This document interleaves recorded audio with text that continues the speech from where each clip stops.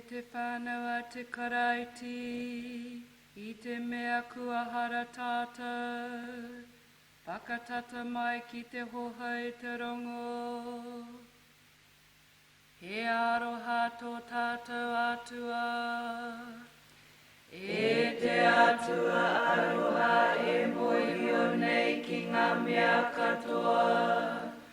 Whakarahi a mātou I roto I o mātou noi koretanga.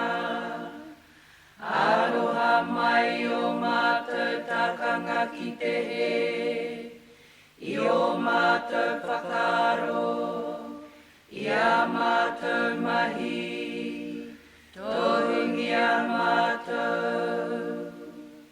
Mā te atua e muri o koutou hara, kia mau te rongo, kia koa, kia hari, ko te karaiti te aranga, te tāroe o te riri.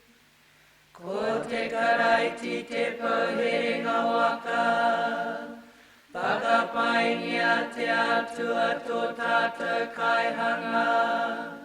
Whakapaingia te atua tō tātou kai taurima.